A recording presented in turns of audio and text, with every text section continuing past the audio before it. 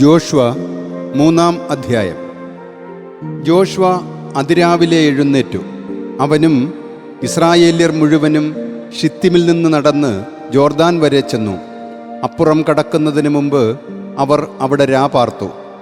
3 ദിവസം കഴിഞ്ഞപ്പോൾ പ്രമാണിമാർ പാളയത്തിനകത്ത് കടന്ന് ജനത്തെ ഇപ്രകാരം അനുശാസിച്ചു: നിങ്ങളുടെ ദൈവമായ കർത്താവിൻ്റെ ഉടമ്പടി പേടകവും അതു സംവഹിക്കുന്ന ലേവായ പുരോഹിതന്മാരെയും കാണുമ്പോൾ നിങ്ങളുടെ സ്ഥലത്തു നിന്ന് നീങ്ങി അതിന് പിന്നാലെ നടക്കണം. എന്നാൽ അതിനും നിങ്ങൾക്കുമിടയിൽ 2000 മുഴത്തോളം അളവ് അകലമുണ്ടായിരിക്കണം. ഈ വഴി ഇതിനു മുമ്പ് നിങ്ങൾ പോയിട്ടില്ലാത്തതിനാൽ പോകേണ്ട വഴി അറിയാൻ നിങ്ങൾ അതിൻ്റെ പക്കലേക്ക് അടുക്കരുത്.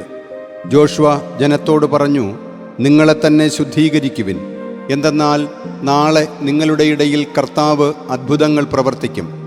ജോഷ്വ പുരോഹിതന്മാരോട് ഇപ്രകാരം പറഞ്ഞു: നിങ്ങൾ ഉടമ്പടി പേടകവും വഹിച്ച് ജനത്തിനു മുമ്പേ നദി കടക്കുവിൻ.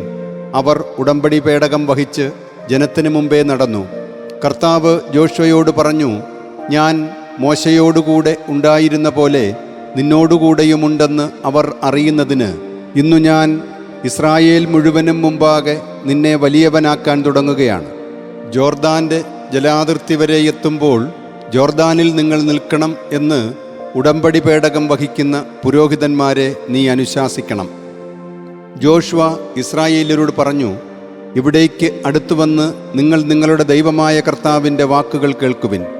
തുടർന്ന് ജോഷ്വ പറഞ്ഞു: ജീവിക്കുന്ന ദൈവം നിങ്ങളുടെ ഇടയിൽ ഉണ്ടെന്നും അവിടുന്ന് നിങ്ങളുടെ മുമ്പിൽ നിന്ന് കാനാൻകാർ, ഹേത്തുകാർ, ഹിവ്വികൾ, പെരീസുകാർ, ഗിർഗാഷുകാർ, അമോരികൾ, ജബൂസുകാർ എന്നിവരെ തീർച്ചയായും തുരത്തുമെന്നും ഇതിനാൽ നിങ്ങൾ അറിയണം.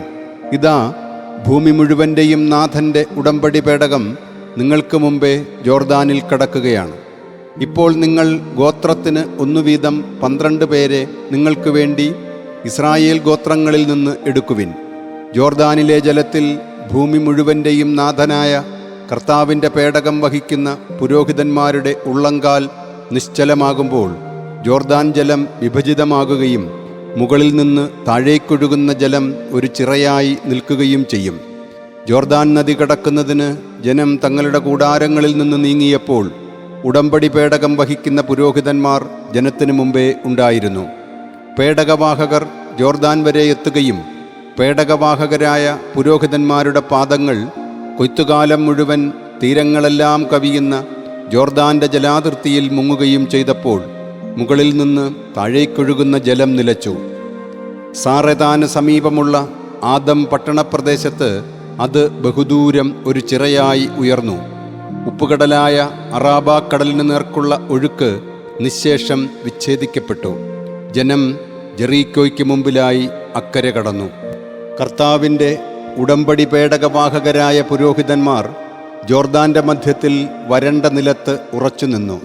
ജനസഞ്ചയം മുഴുവനും ജോർദാൻ കടന്നു തീരും വരെ ഇസ്രായേൽക്കാരെല്ലാവരും വരണ്ട നിലത്തുകൂടെയാണ് അക്കരെ കടന്നത്.